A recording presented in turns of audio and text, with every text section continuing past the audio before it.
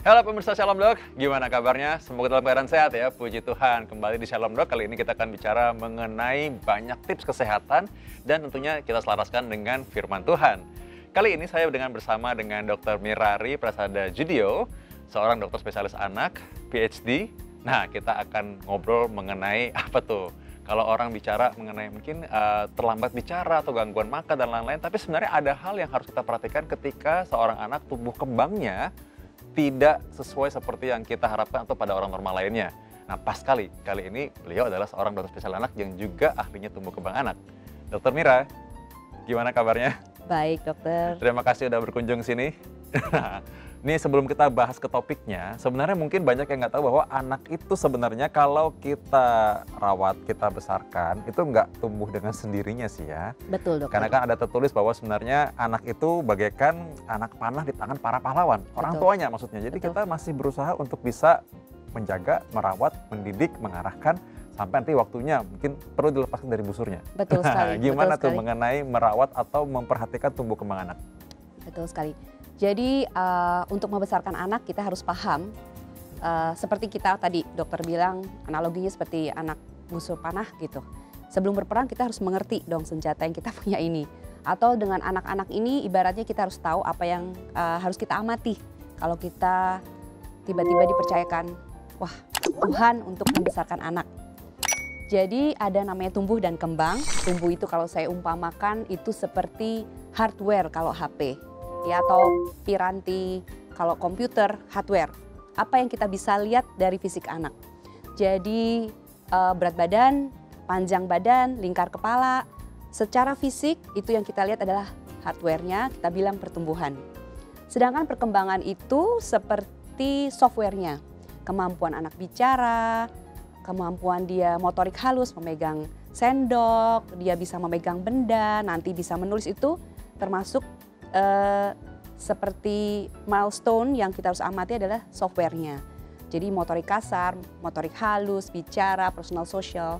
Nah, kadang-kadang orang tua itu hanya memperhatikan hardware-nya saja, dokter. Yang sering saya amati dari praktek sehari-hari itu biasanya orang tua suka hanya bilang, "Dok, anak saya sudah berat badannya sudah cukup belum?" Tapi mereka lupa bahwa ada perkembangan yang tadi harus diamati dan harus di-nurture, harus kita asuh dan asah dan asih. Jadi berarti nggak cuma sekedar seorang anak itu, oh dia udah tinggi loh, kan paling biasa gitu dokter, ya. iya. Atau orang bilang, wah kok nggak gemuk-gemuk ya gitu kan. Itu kan Yes. yang sering dikeluhkan orang Yes, tua. yes. Padahal sebenarnya lebih daripada itu ya, ada perkembangan anak juga Betul, harus betul, diperhatikan. perkembangan anak. Nah kalau mungkin dari awal ya, kira-kira kalau anak balita lah, bawah Ya. 5 tahun itu sebenarnya apa sih yang paling perlu diperhatikan sebenarnya? Oke, jadi tadi mungkin saya sempat singgung ada hal yang kita perhatikan adalah motorik kasar tentunya. Motorik kasar itu kemampuan kita menggunakan otot-otot besar seperti nanti kapan duduk, kapan berdiri, kapan berjalan. Lalu motorik halus itu kemampuan bayi dari kecil, dia mulai bisa meraih benda, dia bisa koordinasi, oh ada benda di sebelah kanan saya, berarti saya harus ambil, lalu memindahkan benda, lalu dia kemudian setelah dia lebih besar memegang botolnya sendiri, pakai sendok, lalu berkembang menjadi menulis ya. Kalau anaknya sudah hampir ke 5 tahun lalu sekolah menggunakan pensil. Kalau ada lagi yang namanya bahasa ini yang paling sering membuat concern orang tua untuk datang ke dokter karena kadang-kadang mereka tidak sadar bahwa perkembangan bahasa itu perlu juga dibina oleh orang tua. Mereka pikir otomatis bisa ngomong sendiri, padahal perlu banyak role modeling dari orang tua saat berbicara dan berkomunikasi dengan anak ya. Kalau bahasa paham ya, dari anak itu babbling sampai dia bisa mengucapkan kata-kata sederhana sampai kalimat panjang. Lalu personal sosial, kemampuan dia aware dengan sosialnya, engaging dengan parents. Lalu kalau sudah agak besar, usia 3 sampai 5 tahun, dia bisa meniru gurunya mengajarkan apa, mengcopy what the instructor atau orang tua ajarkan ke anak. Terakhir, problem solving. Problem solving itu kemampuan anak yang kadang-kadang kita sebagai orang tua di negara Asia kurang terlalu memperhatikan. Problem solving itu sesimpel seperti misalnya di anak umur 4 bulan atau 5 bulan deh. Dia pegang ada mainan, dia pegang bayi 5 bulan, lalu mainannya jatuh. Nah biasanya di 5 bulan itu mereka sudah bisa problem solving, dia akan lirik ke mainannya yang jatuh, mainanku jatuh. Belum tahu dia harus mengapa. Lalu 6-7 bulan dia akan tahu bendaku jatuh, aku harus ambil. It's a simple problem solving yang kadang-kadang hilang karena kalau di Asia jatuh diambilin. Iya, sehingga ada pasien yang umur 1 tahun mainannya jatuh dia cuman diam, dia tidak tahu harus ada namanya problem solving. Nah ini yang perlu kita perhatikan juga karena problem solving itu kemampuan yang simple tapi kemampuan anak itu nanti bisa membawa diri dan mandiri, begitu dokter.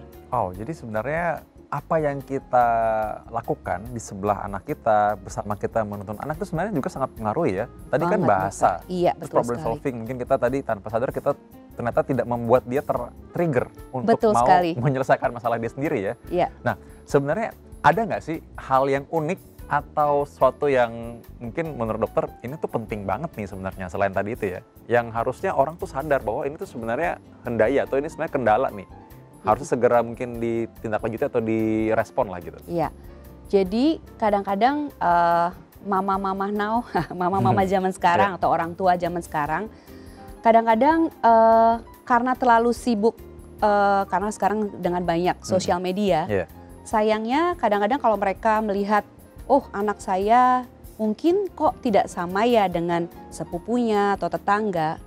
Mereka melihat ada sesuatu hendaya di situ, tetapi responsnya, jadi bukan the problem is the problem, but how they react to the problem is the problem. Jadi bukannya di saat hendaya itu ada dan mereka, wah ini hendaya saya harus apa ya yang lakukan, tapi instead responsnya nih, yang mungkin menjadi hendayanya sendiri. Responsnya itu misalnya mereka lalu melihat kemana-mana, mereka Google cari solusi, tanya sana, tanya sini, ke dokter A, ke dokter B. Padahal seharusnya hendaya itu bisa diselesaikan kalau instead of looking at outside, mereka hands on ke anaknya.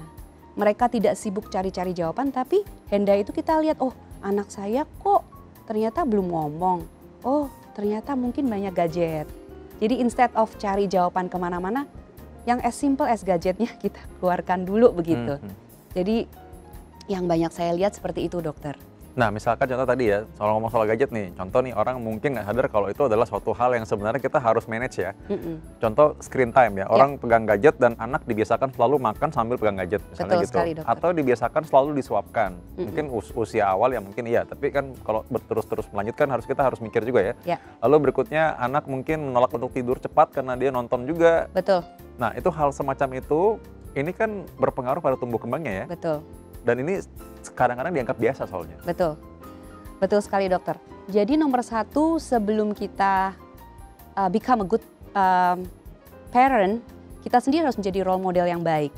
Jadi kadang-kadang orang tua itu tidak melihat bahwa gadget itu bermasalah karena mungkin orang tua itu sendiri juga makan dengan gadget. Atau dia juga tidak merasa itu a problem, bahwa itu anak harus makan dengan gadget. Jadi nomor 1 yang harus diyakinkan bukan anaknya, bahwa kamu gak boleh makan pakai gadget lagi, sedangkan orang tuanya berdiri di depan anaknya atau makan dengan anaknya juga dengan gadget. Jadi anak itu melihat role modelnya sangat tidak konsisten. Jadi nomor 1 yang perlu diyakinkan dalam hal ini adalah tentu saja orang tua itu bahwa gadget tidak perlu sebelum orang tua itu bisa menyampaikan ke anaknya. Karena anak-anak itu apalagi di bawah 5 tahun ya dokter, mereka itu tidak hanya mendengarkan yang kita katakan tapi lebih melihat apa yang kita perbuat di depan mereka. Nah jadi kan sebenarnya kan banyak orang juga nggak sadar tadi bahwa gadget itu kan bisa menjadi masalah tumbuh kembang. Betul sekali. Ini ada cerita yang cukup ya mengagetkan ya, karena soalnya ada seorang teman, dia bilang kok ternyata anak saya nggak bisa bicara, udah usia 5 tahun, baru nyadar. Karena selama ini diem aja, dipikir pendiam, tapi kan karena memang sering lihat gadget, nonton terus kan. Yes. Kan nonton terus memang tidak sering ngobrol, dan orang tuanya sibuk juga. Iya. Jadi baru sadar ketika usia 5 tahun kok nggak bisa ngomong ya gitu. Iya. Nah akhirnya barulah kaget, tapi ini harusnya dia bisa lihat ketika kalau dia hands on sama anaknya gitu. Betul, betul. Nah sebenarnya speech delay ini masih terlambat, sudah terlambat atau masih bisa diatasi kalau usia segitu? Tergantung dokter, jadi tergantung kapan anak ini dibawa ke dokter untuk dikonsultasikan untuk speech delay. Jadi sebetulnya masa emas itu yang kita tahu adalah 2 tahun pertama kehidupan. Karena di situ sel-sel otak kita dibentuk sampai 80%. Jadi 80% sel otak manusia itu dibentuk di 2 tahun pertama kehidupan. di mana pada saat itu tentu seperti tanah sangat subur sekali gitu. Jadi kalau speech delay diketahui secara dini dan dideteksi sebelum 2 tahun dan diintervensi biasanya lebih cepat dibanding kalau tadi sudah 5 tahun dokter. Karena anak itu tidak seperti orang tua cara berpikirnya. Kalau cara berpikir kita, yakinkan saya dulu dokter, kalau yakin saya sebagai orang tua akan kerjakan. Tapi kalau anak dengan dikerjakan berulang-ulang, dia akan yakin itu yang benar. Sama seperti kalau ada orang tua, misalnya dokter bersalaman dengan saya dengan tangan kiri, lalu saya bilang, dokter tidak sopan kalau di Indonesia kita kulturnya tangan kanan seumpama. Kalau dokter yakin dengan penjelasan saya, langsung dokter kerjakan. Tapi kalau di anak kecil, tidak perlu dijelaskan apapun, anak begitu kasih salaman tangan kiri, kita ajarkan kanan misalnya karena sesuai kultur misalnya ya. Jadi dengan pengulangan itu, dia yakin itu yang benar.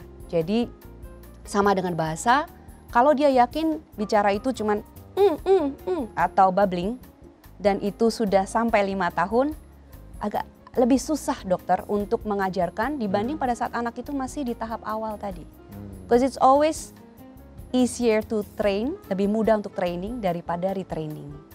Oh, jadi dari awal dibiasakan dulu ya, Betul, daripada dokter. sudah terlanjur. Betul. Nah malah jadi sulat untuk kembali lagi ya. Jadi susah ya. semakin 5 tahun makin susah, dia sudah terbiasa tidak mau bicara dengan dunianya dia sendiri begitu dokter.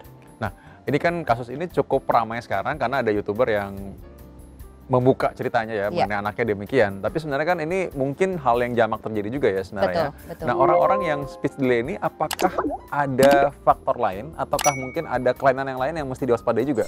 Kan speech delay yang kelihatannya aja ya sebenarnya. Betul dokter. Jadi sebetulnya speech delay itu kalau saya lihat di sosial media sekarang banyak yang bilang mengidap atau menyerang. Sebetulnya ini bukan penyakit seperti penyakit infeksi dokter. Itu tidak sama sekali, itu adalah gangguan perkembangan saja. Dan sebetulnya ada nature, ada nurture. Jadi speech delay itu bisa karena nature. Wah, mungkin ada hal tertentu nature, misalnya cleft palate, bibir sumbing, misalnya mengganggu dia, atau dia memang secara nature pada saat dilahirkan ada gangguan berbicara, bisu tuli misalnya. Tapi ada juga yang nurture dok, dari pola asahnya tadi. Sehingga tidak semata-mata hanya nature. Malah yang saya lihat dalam praktek sehari-hari yang datang itu mungkin kalau dibuat riset ya dok ya, kita belum ada penelitian di Indonesia gitu. Tapi rata-rata itu 70-80% yang benar-benar gangguan bahasa karena pola asuh. Karena nurturingnya yang kurang, bukan nature. Tapi yang nature seperti anak misalnya cerebral palsy, atau mungkin tadi ada henda yang lain seperti tadi bisu tuli itu sedikit dokter, tidak banyak. Tapi yang 80% is more on nurturing tadi. Jadi sebenarnya justru bisa dicegah sebenarnya. Betul atau sekali bisa dokter. dikembalikan kalau lebih cepat gitu. Betul sekali. Nah sebenarnya apa yang membuat orang sekalipun di kota besar, mereka nggak berpikir bahwa ini cepat harus dibawa atau nggak menyadari itu? Atau mungkin ada mitos yang membuat mereka berpikir, ini nggak apa-apa gitu. Apa menurut pengalaman dokter sehari-hari sebagai praktisi? Kalau mitos kadang-kadang mereka bilang, ada anak tetangga yang pakai itu juga bahasa Inggrisnya lebih keren. Bisa lebih cepat seperti itu. Padahal memang anak itu kemampuan berbahasa mereka seperti kalau kita lihat anak kemampuan untuk belajar bahasa itu seperti sponge. Mereka bisa menyerap dengan cepat gitu. Tetapi tentu pada saat dia di-nurture dengan benar dokter. Jadi mitos bahwa kalau anak yang lain bisa belajar dengan TV, anak saya juga bisa. Atau mitos kedua kadang-kadang ada satu lagi yang mitos berkaitan dengan vaksinasi misalnya. Anak saya tidak berbicara karena divaksin dokter, ada satu vaksin namanya MMR itu bikin anaknya tidak berbicara. Padahal itu tentu saja mitos karena di negara maju yang lain misalnya MMR itu diberikan di umur 12 bulan saat yang belum bicara gitu. Jadi it's a lot of myth di sana, mitos di situ yang dipercayai. Ada lagi yang bilang bahwa mitosnya lagi bahwa kalau anak itu dengan menggunakan gadget secara sosial lebih baik karena lebih tenang. Jadi seperti babysitter digital lah ya dok. Jadi anaknya bisa lebih suited, lebih tenang, lebih nyaman. Padahal itu semu karena kalau itu dimatiin dia akan teriak-teriak dan mencari lagi. Sangat adiktif. Jadi sebenarnya Jadi sebenarnya ada hal yang justru ditakuti padahal sebenarnya tidak berbahaya. ada hal justru sebenarnya malah Betul sekali. berbahaya ya. Betul. Tapi orang nggak sadar kalau itu Betul. sebenarnya yang menyebabkan gangguan tumbuh kembang ini ya. Betul. Wow.